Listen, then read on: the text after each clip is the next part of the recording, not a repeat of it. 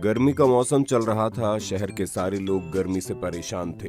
शहर में एक म्यूजियम था और उस म्यूजियम में एक बहुत ही कीमती हीरा रखा हुआ था। वो हीरा इतना अधिक कीमती था कि उसकी सिक्योरिटी के लिए ढेर सारे गार्ड्स लगे हुए थे। उस हीरे को देखने के लिए रोज बहुत सारे लोग आते थे। अचानक से सिक्योरिटी ऑफिसर को खबर लगती है कि वो हीरा चोरी हो गया है। पूरे शहर में नाकाबंदी लगा दी जाती है। शहर के एयरपोर्ट से 3 ऐसे लोगों को गिरफ्तार किया जाता है जिन पर चोरी का शक होता है। पूछताछ के बाद पुलिस को समझ में आ जाता है कि चोर कौन है और उस आदमी को गिरफ्तार करके जेल भेज देते हैं। लेकिन क्या आपको समझ में आया इन तीनों में से चोर कौन है? सोचकर बताइए।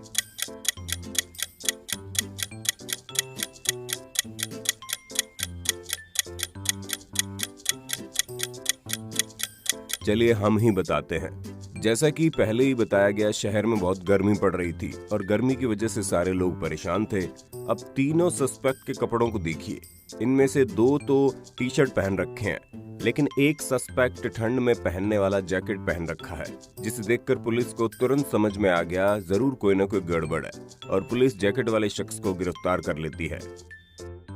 कोलकाता में एक ट्रैवल एजेंसी में जॉब की रिक्वायरमेंट आती है। मोहित और चंदन इंटरव्यू देने के लिए जाते हैं।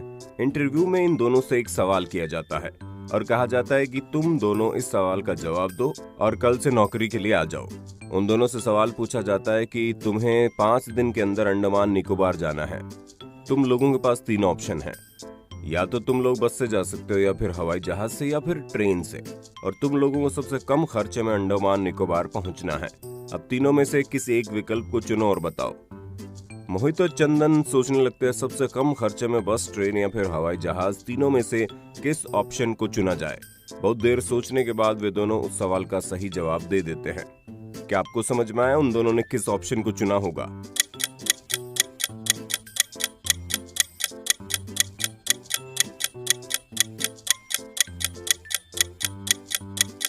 चलिए अब हम ही बताते हैं। आपको मालूम होगा कि अंडमान निकोबार हिंद महासागर के बीच में बसा हुआ है, जहां ना तो बस जा सकती है ना ही ट्रेन। वहां पहुंचने का एकमात्र ऑप्शन हवाई जहाज ही है। इसलिए मोहित और चंदन ने हवाई जहाज वाले ऑप्शन को चुना। रितेश और अजय आपस में बात कर रहे होते हैं। तभी रितेश बोलता है, अगर तुम मेरे एक सवाल का जवाब दे दोगे तो मैं तुम्हें अपना मोबाइल तुम्हें दे दूंगा। अजय सवाल का जवाब देने के लिए तैयार हो जाता है। रितेश पूछता है, सामने टेबल पर एक कंप्यूटर रखा है और वहाँ 3 लड़कियां बैठकर खाना खा रही हैं। क्या तुम बता सकते हो उन लड़कियों में से ये कंप्यूटर किसका है?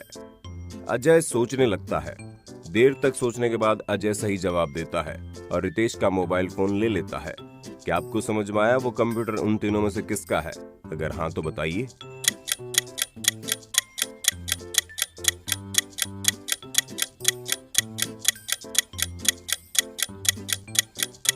कंप्यूटर को ध्यान से देखिए।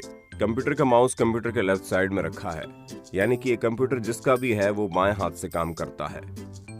अब इन तीनों लड़कियों को देखिए। उनमें से 2 लड़की तो राइट हैंड से खाना खा रही है, लेकिन एक लड़की लेफ्ट हैंड से खाना खा रही है, यानी ये कंप्यूटर उसी लेफ्ट हैंड वाली लड़की का है। अजय सही जवाब देता है और रितेश अजय को अपना मोबाइल दे देता है। रोहित न्यूज़पेपर पढ़ रहा होता है। अचानक उसकी नजर पड़ती है कि शहर के एक स्कूल में एक टीचर की जरूरत पड़ती है। अगले ही दिन रोहित टीचर की नौकरी के लिए उस स्कूल में जाता है। स्कूल पहुंचने के बाद स्कूल का प्रिंसिपल रोहित से पूछता है कि हवाई जहाज से दिल्ली से पंजाब की राजधानी तक जाने में 2 घंटे का वक्त लगता है। उसी हवाई जहाज से अगर पंजाब की राजधानी से हरियाणा की राजधानी तक जाना हो तो कितना वक्त लगेगा? रोहित कंफ्यूज हो जाता है। बहुत देर तक सोचने के बाद वो उसका आंसर नहीं दे पाता कि हवाई जहाज से पंजाब की राजधानी से हरियाणा की राजधानी तक जाने में कितना वक्त लगेगा। अगर आपको समझ में आ गया है तो आप ही रोहित की हेल्प कर दो।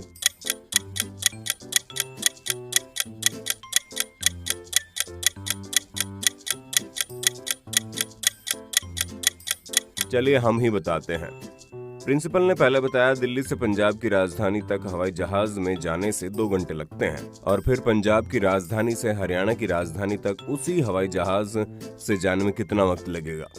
तो इसका जवाब है कोई भी वक्त नहीं लगेगा, क्योंकि पंजाब और हरियाणा की राजधानी एक ही है। चंडीगढ़ ही पंजाब और हरियाणा दोनों के राज्यों की राजधानी है। अभिषेक एक कंपनी में जॉब इंटरव्यू के लिए जाता है। वहाँ सारी चीजें होने के बाद इंटरव्यू लेने वाला आदमी लास्ट में अभिषेक से एक सवाल पूछता है और बोलता है, अगर तुमने मेरे इस सवाल का जवाब दे दिया तो मैं तुम्हें अपनी कंपनी का मैनेजर बना दूंगा। अभिषेक सोचने लगता है, आखिर ऐसा कौन सा सवाल है। तभी इंटरव्यू लेने वाला आदमी पूछता है, बताओ पश्चिम बंगाल भारत के पश्चिम में है या पूरब में, यानी कि वेस्ट बंगाल भारत के ईस्ट में या फिर वेस्ट में। अभिषेक सोचने लगता है कि नाम में अगर पश्चिम लगा हुआ है तो जरूर ये भारत के पश्चिम में होगा। थोड़ी देर सोचने के बाद अभिषेक कुछ ऐसा जवाब देता है जिसे सुनकर वो आदमी खुश हो जाता है और अभिषेक को कंपनी का मैनेजर बना देता है।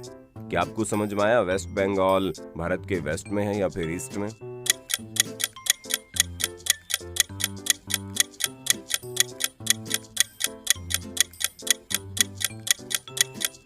चलिए हम ही बताते हैं।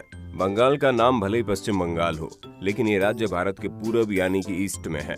इस राज्य के नाम में पश्चिम इसलिए लगा हुआ है क्योंकि ये बांग्लादेश के पश्चिम में है, इसलिए ये राज्य भारत के पूरब में है। अगर आप भारत के मानचित्र को देखें तो आपको आसानी से समझ में आ जाएगा। शहर में एक अस्पताल होता है जहां आंखों का इलाज होता है। एक दिन उस अस्पताल का डॉक्टर अपने कंपाउंडर को बुलाता है और एक काला चश्मा देते हुए बोलता है कि बाहर हॉल में एक लड़की बैठी होगी जो कि देख नहीं सकती, उस लड़की को ये चश्मा देकर आओ। कंपाउंडर वो चश्मा लेता है और बाहर हॉल में जाता है, लेकिन बाहर एक की जगह 3 लड़कियां बैठी होती है। अब कंपाउंडर थोड़ा कंफ्यूज हो जाता है कि इनमें से कौन सी लड़की है जिसे चश्मा देना है। थोड़ी देर सोचने के बाद कंपाउंडर सही लड़की को चश्मा दे देता है। अब आप भी बताइए कंपाउंडर ने कौन सी लड़की को चश्मा दिया होगा?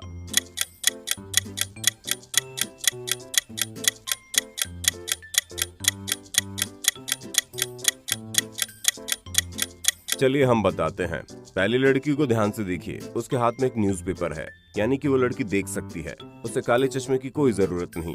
तीसरी वाली लड़की मोबाइल चला रही है, यानी कि वो देख भी सकती है और उसे काले चश्मे की जरूरत नहीं है। लेकिन दूसरी लड़की हाथ में एक छड़ी लेकर चुपचाप बैठी है, यानी यही वो लड़की है जो देख नहीं सकती और काला चश्मा इसी दूसरी लड़की को देना है।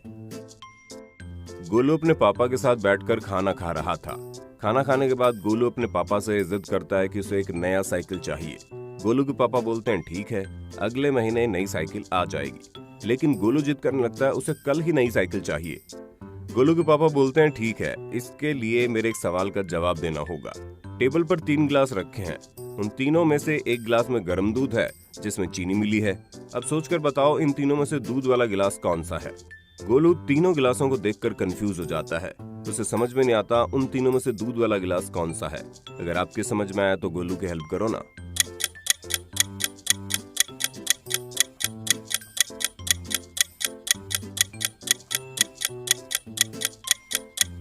चलिए हम ही बताते हैं। पहले गिलास में एक स्ट्रॉ लगी हुई है जिसका यूज हमेशा ठंडी चीजों को पीने के लिए किया जाता है, यानी इसमें दूध नहीं है। दूसरा गिलास बिल्कुल खाली है, इसमें हो सकता है गुनगुना दूध हो। लेकिन अब तीसरे गिलास को देखिए, उसमें एक चम्मच रखा हुआ है, यानी कि गर्म दूध इसी गिलास में है और चम्मच से उसमें चीनी को मिलाया गया है। ज्वेलरी की एक दुकान को 2 लोग मिलकर संभालते थे, एक दुकान का मालिक और दूसरा दुकान का मैनेजर। लेकिन दुकान के बाहर एक गार्ड भी रहता था। एक दिन दुकान का मैनेजर छुट्टी पर रहता है, दुकान में सिर्फ मालिक ही रहता है। दोपहर का वक्त होता है, मालिक खाना खाने के बाद वॉशरूम जाते हैं। तभी गार्ड को अंदर से गोली चलने की आवाज आती है। गार्ड को कुछ समझ में नहीं आता, वो तुरंत ही मैनेजर को फोन करता है कि मालिक वॉशरूम के अंदर है और अंदर से गोली की आवाज आई है। मैनेजर छुट्टी पर होता है और वहीं से पुलिस को फोन करता है कि हमारे मालिक का मर्डर हो गया है। पुलिस फौरन ही उस दुकान पर पहुंचती है जहां वॉशरूम के अंदर मालिक की लाश पड़ी होती है।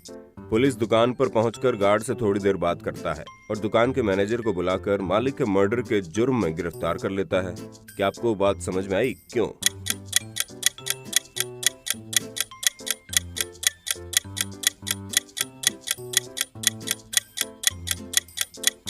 मैनेजर छुट्टी पर था और दुकान के गार्ड ने सिर्फ ये बताया कि वॉशरूम से गोली चलने की आवाज आई है। उसने ये नहीं बताया कि मालिक का मर्डर हो गया है। तो फिर मैनेजर को ये बात पहले से ही कैसे पता चली? जरूर कुछ ना कुछ गड़बड़ था।